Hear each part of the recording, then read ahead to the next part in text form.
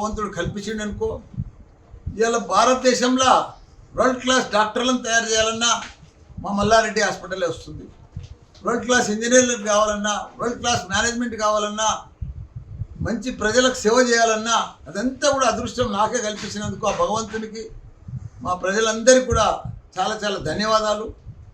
దానికి తోడు ఈరోజు సంధి ఒక 5 మెడికల్ షాపులు ఓపెన్ చేస్తున్నాం. వన్ హెల్త్ అని ప్రతి ఒక్కరికి తక్కువ రేటుకు రాష్ట్ర వ్యాప్తంగా కూడా అన్ని వన్ హెల్త్ మీద మెడికల్ షాప్స్ ఓపెన్ చేసి ప్రతి ఒక్కరికి అందుబాటులో కాస్ట్ టు కాస్ట్ మందులు ఉండేటట్టు వాళ్ళందరికీ కూడా అందుబాటులో తీసుకొస్తున్నాం వన్ హెల్త్.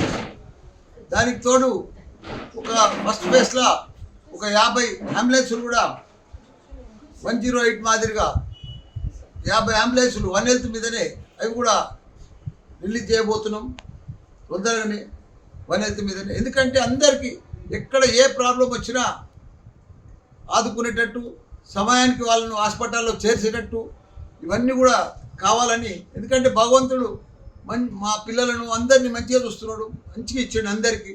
మనం కూడా ప్రజలకు రిటర్న్ సేవ చేయాలి కదా. ఇప్పుడు నాది ఒకటి నా అన్నీ కూడా భగవంతుడు అనుకున్న దానికంటే అన్ని ఇచ్చిండు. నేను ప్రజలకు సేవ చేయాలి, అక్కడ మంచి ఇంజనీర్లను డాక్టర్లను తయారు చేయాలి. రెండే ఎంచుకున్నా పర్ఫెక్ట్గా పోతుంది. ఇంకా ముందు కూడా భారతదేశం అంతా కూడా డీమ్డ్ యూనివర్సిటీలు పెట్టాలనుకుంటున్నా. ఇప్పుడు నోయిడాలో ఒకటి ఫైనల్ అయిపోయింది, డీమ్డ్ యూనివర్సిటీ నోయిడా దాంట్లోనే. దాని తర్వాత లక్నోలో కూడా అక్కడ మన యోగి సీఎం గారు ఏఐ సిటీ తయారు చేస్తున్నాడు. ఏఐ మీద సిటీనే తయారు చేస్తున్నాడు. 10,000 కోట్లు ఖర్చు పెడుతున్నాడు ఏఐ సిటీ కోసం. దానికి తోడు 10 లక్షల మంది యువకులను తయారు చేయాలి, ఉద్యోగానికి మల్టీనేషనల్ కంపెనీలకు తగ్గట్టు తయారు చేయాలని చెప్పి ఏఐ సిటీ కూడా తయారు చేస్తున్నాడు. మాకు కూడా పిలుపు వచ్చింది. మేము కూడా మొన్న లక్నో కూడా పోయి వచ్చినాం. తొందరలో నెక్స్ట్ వీక్లో యోగి గారిని కలిసి అక్కడ కూడా ఒక 50 ఎకరాల పెద్ద డిజిటల్ హెల్త్ సిటీ పెడదామని అక్కడ కూడా ఇక్కడ అయితే సూరారంలో పెట్టినామో అదే ప్లాన్ చేస్తున్నాం. అదే మాదిరిగా బీహార్లో కానీ, బెంగాల్లో కానీ, ఆంధ్రప్రదేశ్లో కానీ దేశవ్యాప్తంగా మెయిన్ సిటీలలో అన్నీ కూడా యూనివర్సిటీలు తెరుద్దామని ప్లాన్ చేసుకున్నాం.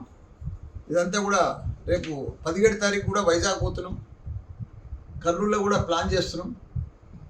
ఎందుకంటే అందరికీ వైద్యం అందియాలి, మంచి విద్యను అందియాలని తపనతోటి ఇవన్నీ కూడా ఓపెన్ చేస్తున్నాం. అందరికీ కూడా నమస్కారం. రాఖీల పౌర్ణమి అందరికీ కూడా శుభాకాంక్షలు. రాజకీయంగా కూడా ఇప్పుడు రాజకీయంగా బీజేపీ వైపా, తెలుగుదేశం వైపా, లేక టీఆర్ఎస్ వైపా కాదు. నేను ఇప్పుడు టీఆర్ఎస్లో ఉన్నా. నేను ఇప్పుడు ఏ వైపు చూసేటట్టు కూడా లేను. ఇప్పుడు నాకు కూడా 73 సంవత్సరాలు అయింది. ఇంకా ఏ వైపు చూడవలసిన అవసరం ఏముంది? ఇప్పుడు నేను ఎంపీ అయినా, మినిస్టర్ అయినా, మళ్ళీ ఇప్పుడు ఎమ్మెల్యే అయినా, ఇంకా 3 ఏళ్ళు ఉంటా. నేను రాజకీయమే వద్దనుకుంటున్నా.